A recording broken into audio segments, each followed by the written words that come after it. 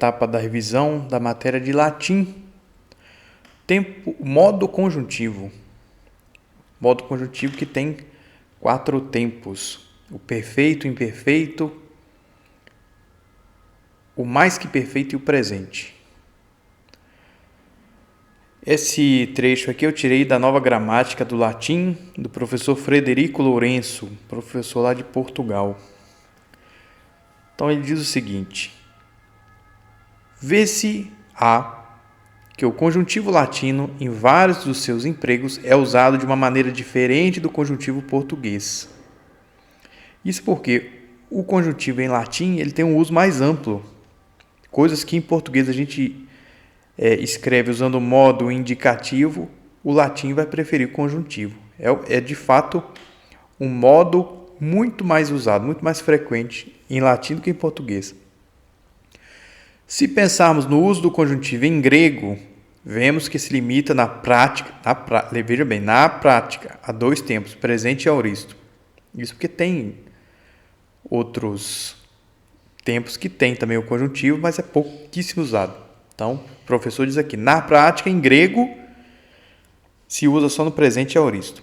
No latim, por outro lado, os 4 tempos do conjuntivo aparecem a cada passo em textos de todo tipo e de todas as épocas. A razão para isto é que basta a presença de uma pequena construção sintática a alterar o estatuto do que está a ser escrito. Isto é, uma construção que faça de palavras ditas ou pensadas, palavras reportadas à distância, para logo as orações que em situação normal teriam verbo no indicativo passarem a ter verbo no conjuntivo. Então, se num texto o autor vai dizer não o que aconteceu, mas o que ele pensou, ele vai usar o conjuntivo. Se ele vai dizer o que disseram a ele, conjuntivo. Se for, por exemplo, uma subordinada, final, ele vai usar o conjuntivo. Hipotética, pode usar o conjuntivo. E assim por diante. Das muitas subordinadas que eu ainda pretendo gravar a revisão delas, a maioria absoluta usa o modo conjuntivo. Então, é importante saber porque ele é muito usado. Primeira coisa, vamos aprender o uso do conjuntivo em português, que também é chamado de subjuntivo. Então, os modos do verbo. Os modos indicam as diferentes maneiras de um fato se realizar. São 3. O indicativo, que exprime um fato certo, positivo. Então, isso aqui está na Novíssima Gramática da Língua Portuguesa, do Domingos Pascoal Segala. Lembrando que essa Novíssima Gramática, que diz lá que é novíssima, atualizada, porque teve outra reforma ortográfica, é da década de 90. Ou seja, de lá para cá já teve, acho que, 2 reformas. Porque reforma ortográfica na língua portuguesa serve para vender livro. Não tem nada a ver com o uso da língua, não. É para dar dinheiro para vagabundo. Mas, enfim, voltemos à língua portuguesa. O modo indicativo exprime fato certo ou positivo. Então, ele dá como exemplo: vou hoje. O vou aqui está no indicativo. Saíram cedo. Saíram, modo indicativo. O imperativo exprime ordem, proibição, conselho ou pedido. Aí ele dá como exemplo: volte logo. Não fiquem aqui. Sejam prudentes. Tudo o sejam, o fiquem, o volte está no imperativo. E o subjuntivo ou conjuntivo, é a mesma coisa, enuncia um fato possível, duvidoso ou hipotético. Então veja como no português o uso do conjuntivo ou subjuntivo ele é mais limitado. No latim ele é muito mais usado. Mas no português, segundo o Domingos Pascoal Segala, é possível que chova. Esse é um exemplo que ele deu. Chova aqui, como ele está falando de algo possível, vai ser usado o subjuntivo. Se você trabalhasse aqui está também no subjuntivo. Não passaria fome. Então, aqui um brevíssimo resumo dos usos do conjuntivo em português. Vamos então ao latim. Aliás, antes disso, um exemplo de um verbo nos 3 tempos que nós temos em português. Presente. O macetezinho da gente achar o conjuntivo no português, o presente você usa o que. Que eu ame, que tu ames, que ele ame, que nós amemos, que vós ameis, que eles amem. Você colocou o que, é o macete para você achar o conjuntivo presente do português. Para achar o pretérito imperfeito, você usa o se. Se eu amasse, se tu amasses, se ele amasse, se nós amássemos, se vós amasseis, se eles amassem. E tem em português, e se não me engano também em espanhol, algo que não existe em latim, que é o subjuntivo ou conjuntivo futuro. Isso é uma inovação da língua portuguesa e, se não me engano, do espanhol. Em português, para a gente fazer o subjuntivo futuro, é só uma macetezinha, só colocar o quando. Quando eu amar, quando tu amares, quando ele amar, quando nós amarmos, quando vós amardes, quando eles amarem. Nós vamos ver mais à frente que o conjuntivo presente do português vai equivaler ao conjuntivo presente latim. O pretérito imperfeito vai equivaler ao conjuntivo imperfeito latino. Conjuntivo futuro não tem no latim. Então, tem outros dois tempos que o português vai usar uma forma composta. O que isso quer dizer? Aqui é uma forma sintética. Uma palavra só expressa o tempo. Uma forma composta é quando você usa um verbo auxiliar, que é o que vamos ver à frente, para expressar o que o latim escreve como uma palavra só. Para passar isso para o português, a gente tem que usar um verbo auxiliar, porque esse tempo não existe mais em português. Então, aqui, conjuntivo presente. É o primeiro tempo do modo conjuntivo. Como eles fazem? Tema do presente. Então, a gente vai ver que, por exemplo, tema é essa parte escura, né? No presente do indicativo e presente do conjuntivo vai ser igual. O tema é o mesmo. Vogal temática. Aqui é que tem a diferença. Quais são as vogais temáticas do indicativo? Da primeira conjugação, a vogal temática é o A. Igual no português, né? Os verbos que o infinitivo deles são em ar é a primeira conjugação. Segunda e terceira, a vogal temática é o E. Em português é só a segunda, né? Porque no latim a segunda conjugação é um E longo e da terceira é um E breve. Mas a vogal temática é o E. E na quarta conjugação, que não existe em português, uma quarta, né? Porque essas duas aqui em português elas são como que unidas em uma só. A quarta conjugação, em latim, vai ter a vogal temática I. Em português, primeira conjugação, infinitivo em AR, a segunda em ER e a terceira em IR. Então, amar vai ser da primeira, beber da segunda, cair da terceira. Isso em português. Em latim, no indicativo, essas vogais temáticas que estão aqui. No conjuntivo, são essas aqui. Então, como que a gente, a hora de bater o olho na palavra, como que a gente vai saber se está no indicativo ou no conjuntivo? É porque a gente poderia dizer, é invertido. Então, se a gente está lendo um texto, aí está lá, amet. O T está indicando que é terceira pessoa do singular. O fato daqui estar um E, amar é a primeira conjugação, o fato da vogal temática ali ser o E está indicando que ele é um conjuntivo. Primeira conjugação do conjuntivo é com E. Se tivesse amat, seria indicativo. Segunda, terceira e quarta conjugação é o A vogal temática para se formar o conjuntivo. E no verbo sum, verbo ser é o i. Então vamos aqui dar uma olhada nas desinências.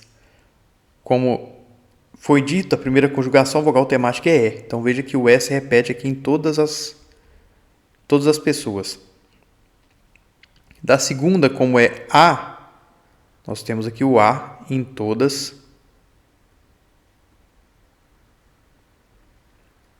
as pessoas.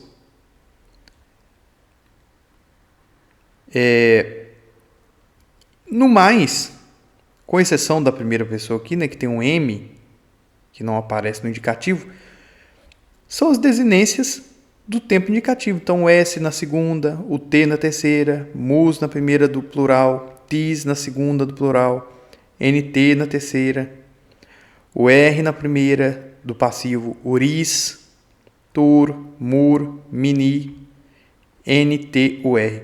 Então, se a pessoa já decorou o modo indicativo, o modo do conjuntivo vai ser muito fácil, basta trocar a vogal temática. Então, aqui temos o exemplo. Amem, ames, amet, amemos, ametis, ament. Vai ser traduzido com o conjuntivo presente português. Então, que eu ame, que tu ames, que ele ame, que nós amemos, que vós ameis, que eles amem. Veja que a letra E, ela permanece até no português. O português, claramente, é uma língua derivada do latim. É um filho obediente do latim, que até a letra E no conjuntivo ela vai aparecer no português como é em latim. Aqui as outras duas conjugações. Mesma coisa, lembrando que segunda, terceira e quarta conjugação, a vogal temática é A. Então veja que o A se repete em todas as pessoas. Uma coisa curiosa, dizem as pessoas que estudam as línguas, né, os gramáticos, os estudiosos de letras, que o tempo futuro é um tempo recente, no sentido de ele foi formado numa segunda fase de formação do latim. Então, por isso, acontece esse fenômeno aqui. A primeira pessoa do singular do conjuntivo legam, final aqui am, ela vai ser idêntica à primeira pessoa do singular do futuro, na terceira conjugação. Então, como que a gente vai saber se, por exemplo, você leu lá no texto, legam, se você vai traduzir leia ou se você vai traduzir lerei? Vai traduzir como conjuntivo ou como futuro? Aí é pelo contexto. Exatamente essa confusão surge porque o futuro surgiu depois, num processo de formação da língua latina em relação ao conjuntivo que surgiu primeiro. Mas no mais, basta ver aqui vogal temática A e no mais as desinências do indicativo, com exceção do M aqui no primeiro, né? S, T, mus, tis, NT. R, ris, tur, mur, mini, N-tur. A pessoa que decorou o indicativo também decora o conjuntivo facilmente, basta mudar a vogal temática. Imperfeito. Qual que é o macete? Se a gente for olhar aqui, amarem, a gente vai perceber que tem amare. Se a gente olha a segunda pessoa, amares, a gente vai perceber a mesma coisa, amare. E esse é o infinitivo presente. Então, qual que é o macete para identificar que uma palavra está no conjuntivo imperfeito? É o infinitivo mais as desinências. Então, olha, o infinitivo se repete em todas as pessoas e a desinência, M, S, T, mus, tis, NT. Então, não tem dificuldade nenhuma. É até fácil de identificar o conjuntivo imperfeito por causa disso, porque sempre o infinitivo vai estar dentro da palavra. Tanto na voz ativa quanto na voz passiva. Uma vez que você já decorou essas desinências, não tem dificuldade nenhuma em achar o conjuntivo imperfeito. Então, aqui uma comparação de como se traduz. Conjuntivo presente latino com conjuntivo presente português. Conjuntivo imperfeito latino, laudarem, laudares, laudaret, laudaremos, laudaretis, laudarent. com o imperfeito do subjuntivo do português. Se eu louvasse, se tu louvasses, se ele louvasse, se nós louvássemos, se vós louvasseis, se eles louvassem. É o que eu já tinha dito lá no comecinho, ó, conjuntivo presente, conjuntivo imperfeito. Agora vem os dois tempos que não existem em português, como uma forma sintética, ou seja, com uma palavra só. Existe de uma forma composta, que é o conjuntivo perfeito e mais que perfeito. O perfeito tem essas desinências aqui no ativo. Dá para ver que você coloca o ere mais as desinências que a gente conhece. M, S, T, mus, tis, nt. Então aí vai ficar erin, eris, erit, erimus, eritis, erint. No passivo, nós vamos ter o particípio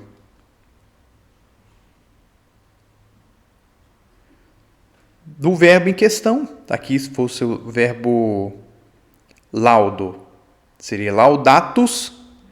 E a diferença do passivo do indicativo é que o verbo ser, que vem na frente, ele está no conjuntivo presente.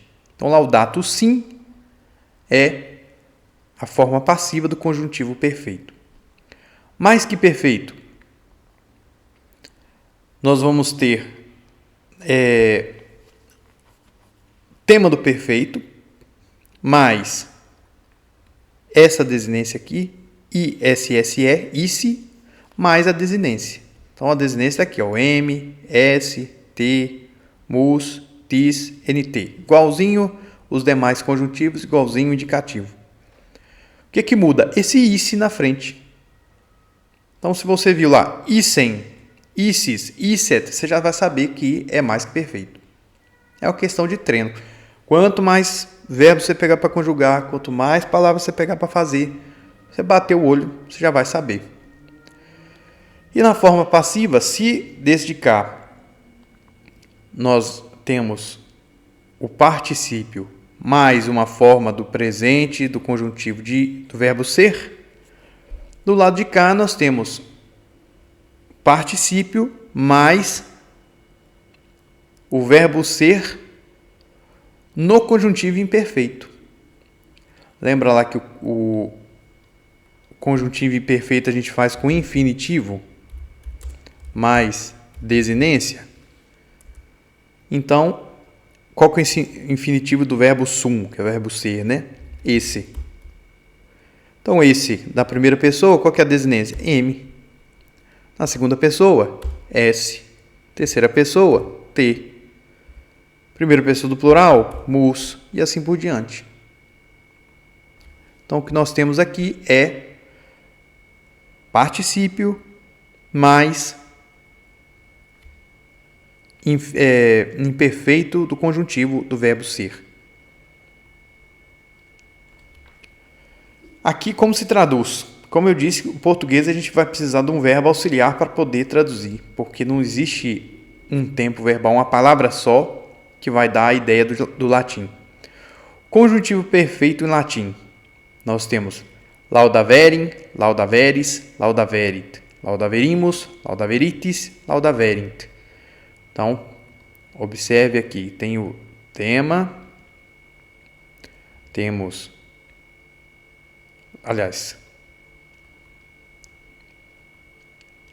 o tema do perfeito, ere, mais a desinência.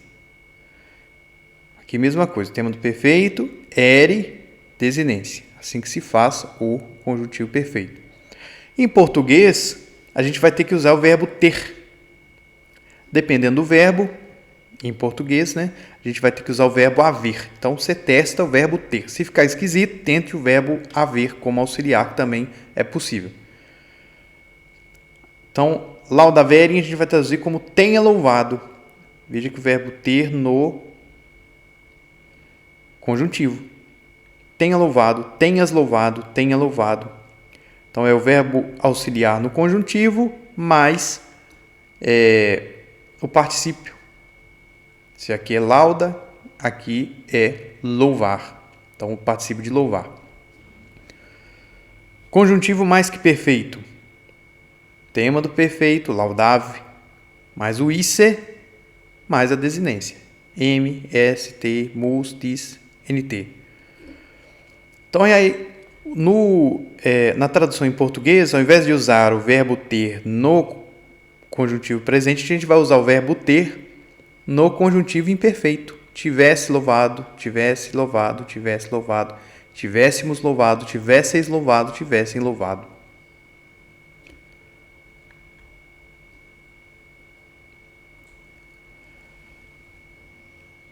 E por último, o verbo sum, né, que é o verbo ser, e o verbo poder, né, possum, que é um composto de sum. Como já tinha sido dito lá no começo, a vogal temática, quando é o verbo sum, é o i. Ele é diferente das demais palavras da língua latina. Então, nós vemos como se faz o conjuntivo presente do verbo sum. Você coloca o S, que é o tema, vogal temática, que é o I, e coloca as desinências. M, S, T, mus, tis, NT. Sim, sis, sit. Sumus, sitis, sint. Tem um documento da igreja, ut unum sint, para que sejam um. O sint lá vem daqui. Terceira pessoa do plural, conjuntivo presente. Só que existe também uma forma alternativa do verbo ser, que é com fore. Fore é o tema e você vai colocar as desinências. Forem, fores, foret, foremos, foretis, forent. Lembrando, o verbo sum não tem passivo. E o possum, ele é um composto. A gente vai ver que é só colocar o pós. E em seguida nós temos, se cercar aqui o pós, em seguida a gente vai ter igualzinho o verbo sum. Possim, possis, possit, possimos, possitis, possint. Conjuntivo imperfeito, lembra lá, infinitivo, esse, mais desinência. Essem, esses, esset, essemos, essetis, essent. No caso do possum, né? Ficou um E sobrando aqui. A gente vai ver também que se a gente riscar aqui, a gente vê como é uma forma composta. Que é quase o sum com pó na frente. Possim, posses, posset, possemos, possetis, possent. Uma vez que você achou o conjuntivo de sum, você consegue formar o de possum. Perfeito. Perfeito. O erim, eris, erit, erimus, eritis e erint, que é próprio do perfeito conjuntivo, mais o tema que é fu. Mais que perfeito, do verbo sum. Mesma coisa, o fu está aqui em todos. Depois, isse. E depois as desinências. M, S, T, mus, tis, NT. Então veja como o latim ele tem uma lógica. Uma vez que você treinou bastante, você aprendeu essa lógica, qual que é o tema? É o fu. Que o mais perfeito você coloca o isse e depois você coloca as desinências. Pela própria lógica você consegue fazer a conjugação dos verbos. E o verbo possum, ele vai seguir em grande parte o verbo ser. Aqui o tema é poto e as desinências do perfeito. Erim, eris, erit, erimus, eritis, erint. Mais que perfeito. Poto, como foi dito, é o tema do perfeito, mais a desinência do mais que perfeito. Issem, issis, isset, issemos, issetis, issent. Então, não tem muita dificuldade, não. A questão é, como qualquer outra coisa no estudo de línguas, treinar.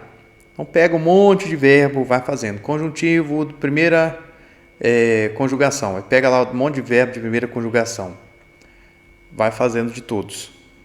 Conjuntivo presente, conjuntivo imperfeito, conjuntivo perfeito, conjuntivo mais que perfeito. Como traduz para o português? Aí pega da segunda conjugação, da terceira, da quarta. Treina o verbo sum, o verbo possum. E assim por diante. É na base da repetição que a gente vai aprendendo.